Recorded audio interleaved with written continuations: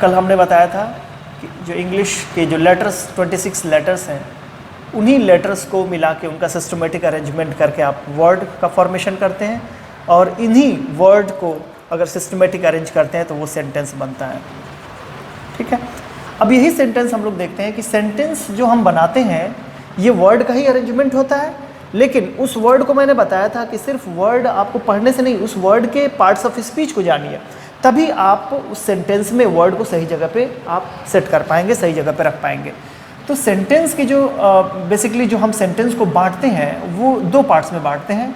एक होता है हमारा सब्जेक्ट का पार्ट और दूसरा होता है हमारा प्रेडिकेट का पार्ट। प्रेडिकेट, तो सबसे पहले हम समझते हैं कि सब्जेक्ट क्या होता है और प्रेडिकेट क्या होता है। सब्जेक्ट की अक्सर हम डेफिनेशन जानते हैं, सब्जेक्ट को हम जानते हैं कर्ता, लेकिन आपको सिर्फ कर्ता नहीं जानना, वो तो सब्जेक्ट की हिंदी हो गई कर्ता। आपको मैं तो ये कहूँगा कि आप सब्जेक्ट को सब्जेक्ट ही जाने तो बेहतर होगा, क्योंकि इंग्लिश की पढ़ाई इंग्लिश में ही बेहतर होती है। सब्जेक्ट की डेफिनेशन अगर मैं कहूँ तो ये होता है doer of an action. Doer of an action यानी भी किसी भी एक्शन को करने वाला जो होगा वो डूअर होगा। जैसे इस समय मैं टीच कर रहा हूँ तो मैं डूअर हूँ, मैं किसी एक्शन को परफॉर्म कर रहा हूँ। लेकिन ज़रूरी थोड़ी, जैसे अगर मैंने लिखा आई एम टीचिंग,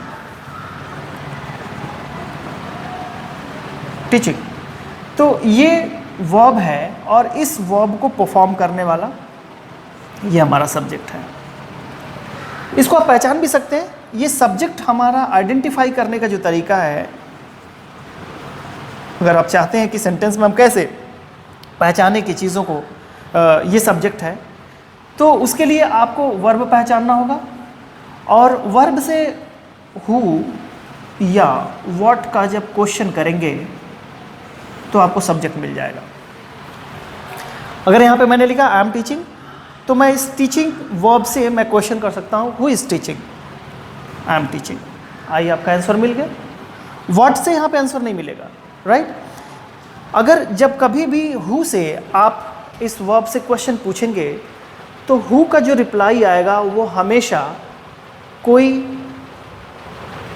यहाँ पे पर्सन ही होगा। और व्हाट से अगर क्वेश्चन जब कभी पूछेंगे तो इसका जो रिप्लाई आएगा वो हमेशा वो थिंग्स ही होगा। सब्जेक्ट तो होगा ही वो, लेकिन थिंग्स होगा। ठीक है, इन चीज़ को आप ध्यान में रखिएगा। तो मैंने कहा कि सब्जेक्ट जो होता है वो डूअर ऑफ एन एक्शन होता है, तो यहाँ पे तो अप्लाई हो गया कि डूअर ऑफ एन एक्शन होता है। लेकिन अगर इसी यहाँ पे अगर मैं दूसरा सेंटेंस लिखता हूँ, अगर मैं लिखूँ कि I am Arman Khan, now अब यहाँ पर भी तो सब्जेक्ट आई है, ठीक है, लेकिन इसमें जो वर्ब है यहाँ पे ये वर्ब है। ठीक है, इसमें किसी एक्शन को मैं कर नहीं रहा हूँ, ध्यान रखिएगा। इसीलिए जब वर्ब टॉपिक में जब आप पढ़ेंगे तो वर्ब की डेफिनेशन ही होती है वर्ब किसी एक्शन का करना या होना होता है। यानी कुछ एक्शन जो होते हैं जिनको करना पड़ता है, और कुछ एक्शन जो होते हैं जो अपने आप हो जाती है चीज़ें। मैं ये नहीं कह रहा हूँ कि यहाँ पे ये कोई एक्शन है जो हो गया है, राइट। ये वर्ब की अलग कैटेगरी है जिसको हम टू बी कैटेगरी के नाम से जानते हैं, राइट। इसमें यहाँ पे ये मेन वर्ब के रूप में यूज़ किया जा रहा है, राइट। अब यहाँ पे ये भी सब्जेक्ट है, लेकिन ये सब्जेक्ट इस एक्शन को कर नहीं रहा है, तो फिर तो ये हमारी डेफिनेशन फिर गलत हो जानी चाहिए। लेकिन नहीं, इसको आप दूसरे एक और डेफिनेशन याद कर सकते हैं। दूसरा जो डेफिनेशन है वो है व्हाट वी टॉक अबाउट, यानी जिनके बारे में हम बात कर रहे होते हैं सेंटेंस में, वो भी हमारा क्या होता है, सब्जेक्ट होता है। तो इस सेंटेंस में आप देखेंगे मैं इसके बारे में बात कर रहा हूँ, आई, मैं क्या हूँ, मैं अरमान खान हूँ। ये मैं अपना इंट्रोडक्शन दे रहा हूँ कि मैं अरमान खान हूँ। तो यहाँ पे इसके बारे में बात किया जा रहा है, तो ये भी एक सब्जेक्ट है। तो सब्जेक्ट को लेकर कंफ्यूज मत होइएगा कि सब्जेक्ट वो सिर्फ करता होता है, करने वाला होता है, ऐसा नहीं है। वो डूअर ऑफ एन एक्शन तो होता ही होता है। इसके साथ साथ अगर हम सेंटेंस में जिस किसी के बारे में बात कर रहे होते हैं वो भी हमारा सब्जेक्ट होता है। तो एक चीज़ हो गई। प्रेडिकेट क्या होता है? सब्जेक्ट के बारे में जो कुछ बताया जाता है वही हमारा प्रेडिकेट होता है, राइट। इसको इंग्लिश में कह सकते हैं what is told about the subject. जो कुछ सब्जेक्ट के बारे में कहा जाता है वो हमारा प्रेडिकेट वाला सेक्शन होता है। जैसे इस सेंटेंस में जो कुछ बताया जा रहा है ये हमारा प्रेडिकेट का सेक्शन हो जाएगा, ठीक है ना। और इस सेंटेंस में ये हमारा प्रेडिकेट का सेक्शन हो जाएगा, ठीक है। अब चलिए हम बात करते हैं कि सब्जेक्ट बनाने के लिए कौन कौन से पार्ट्स ऑफ स्पीच का होना ज़रूरी है। तो सब्जेक्ट बनाने के लिए जनरली हम दो पार्ट्स ऑफ स्पीच का यूज़ करते हैं। वो कौन कौन से पार्ट्स ऑफ स्पीच हैं? मैंने सामान्यतः यूज़ किया है कि जो हम यूज़ करते हैं सब्जेक्ट बनने के लिए, जो दो पार्ट्स ऑफ स्पीच की ज़रूरत होती है वो होती है नाउन और दूसरा प्रोनाउन, राइट। नाउन और प्रोनाउन को बेसिकली हम सब्जेक्ट के रूप में यूज़ करते हैं, लेकिन इनके अलावा दो और भी पार्ट्स ऑफ स्पीच को हम सब्जेक्ट के रूप में यूज़ कर सकते हैं। लेकिन उन दोनों पार्ट्स ऑफ स्पीच को जब का हम सेंटेंस में सब्जेक्ट के रूप में यूज़ करेंगे तो उनको नाउन में बदल कर ही यूज़ करेंगे। मैंने इसके पहले वीडियो में भी ये डिस्कस किया था कि सब्जेक्ट होने के लिए ज़रूरी नहीं कि हमें सिर्फ नाउन या प्रोनाउन ही हो, राइट। इनके अलावा हम वर्ब को भी यूज़ कर सकते हैं और एडजेक्टिव्स को भी, कुछ एडजेक्टिव्स को भी, सारे एडजेक्टिव्स को नहीं, कुछ एडजेक्टिव्स को भी हम सब्जेक्ट के रूप में यूज़ कर सकते हैं। लेकिन इसके लिए शर्त ये है कि इस वर्ब को हमें नाउन में चेंज करना होगा। ये नाउन में बदलेंगे कैसे?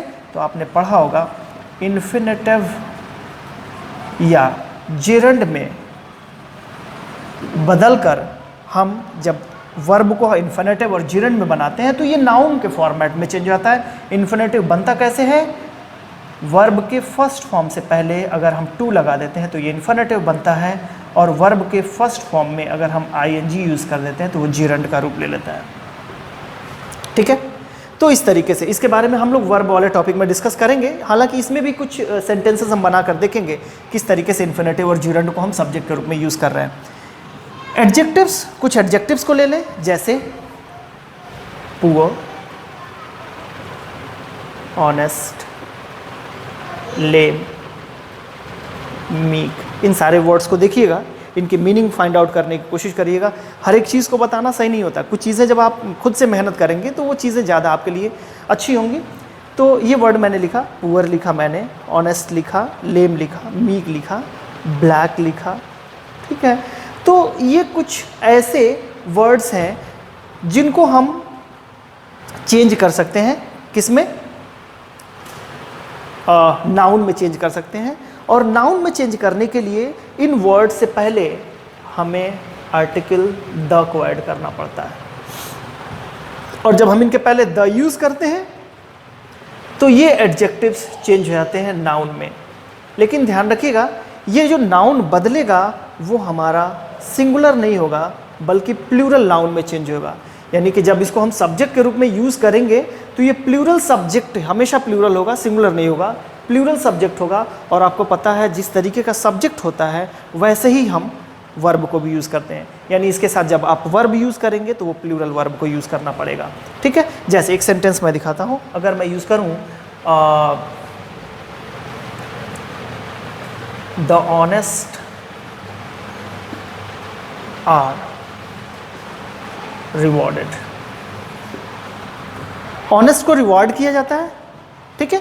तो ऑनेस्ट को रिवॉर्ड किया जाता है कि ऑनेस्ट का मतलब सिर्फ किसी एक पर्टिकुलर ऑनेस्ट को नहीं, ये जितने भी ऑनेस्ट लोग होते हैं उनको रिवॉर्ड किया जाता है। द ऑनेस्ट आर रिवॉर्डेड, ठीक है। उसी तरीके से एक और सेंटेंस देखिए, यहां पे मैं लिख देता हूं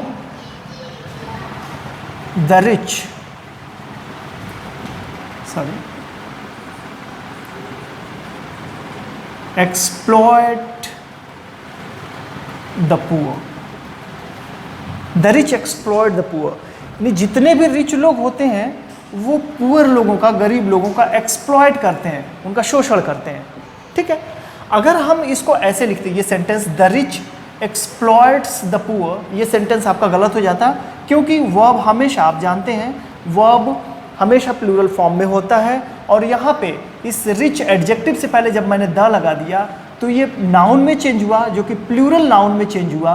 और ये सब्जेक्ट के रूप में हम यूज़ कर रहे हैं, तो ये प्लूरल सब्जेक्ट हुआ, तो हमें प्लूरल वर्ब की ज़रूरत है, यहाँ पे सिंगुलर वर्ब की ज़रूरत नहीं है। तो आपने देखा कि सब्जेक्ट को बनाने के लिए कि हमें दो पार्ट्स यानी कि सिर्फ नाउन और प्रोनाउन की ज़रूरत नहीं होती, हम वर्ब और एडजेक्टिव्स को भी नाउन में बदलकर, देखिएगा नाउन में बदलेंगे, प्रोनाउन में तो बदल नहीं सकते इसको, तो नाउन में बदल देते हैं। और नाउन में बदलने के लिए क्या क्या चीज़ें हमने यूज़ किया, उस तरीके से आप भी बदल सकते हैं और उसको सब्जेक्ट के रूप में यूज़ कर सकते हैं।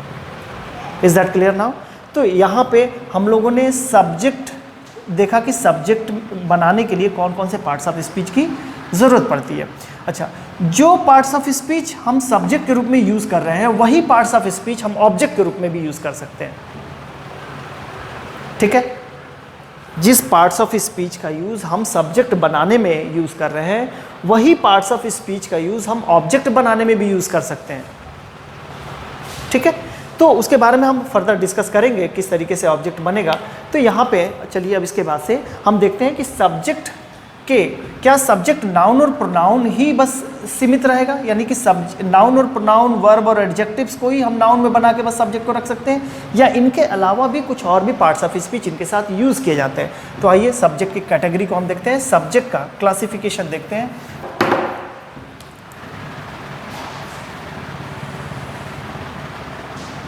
सब्जेक्ट बनाने के लिए सबसे पहले अगर हम बात करें तो एक हेडवर्ड की ज़रूरत पड़ती है। हेडवर्ड जो कि नाउन होता है हमारा, अभी हम लोगों ने बात किया, और इनके पहले एक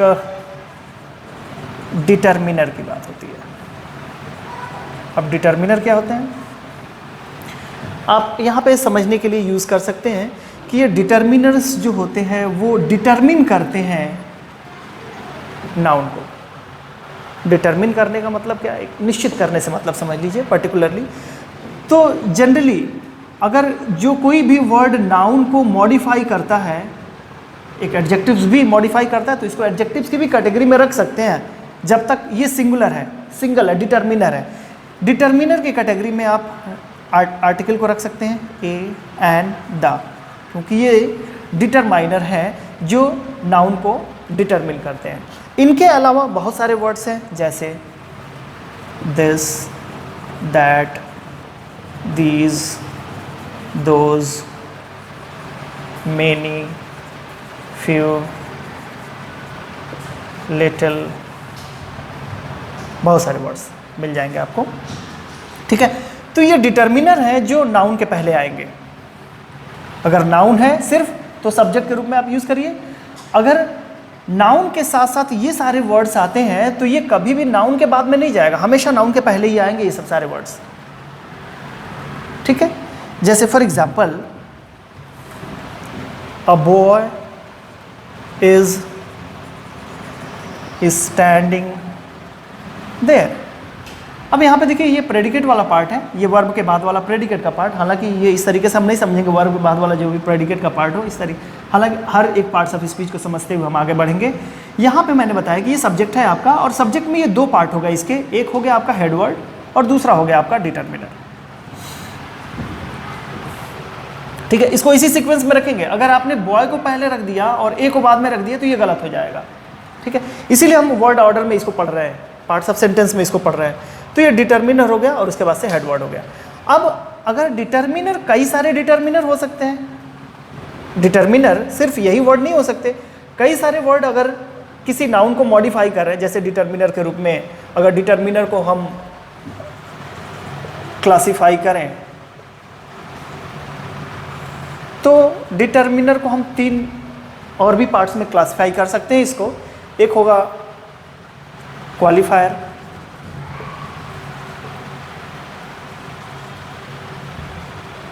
एडजेक्टिव, और दूसरा होगा एडजेक्टिव फ्रेज।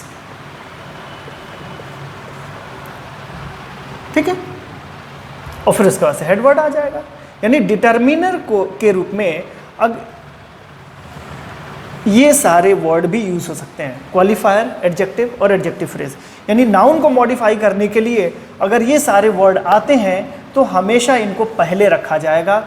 जैसे एक एग्जांपल समझिए, A smart boy,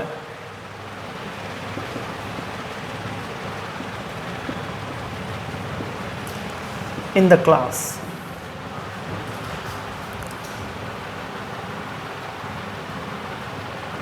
is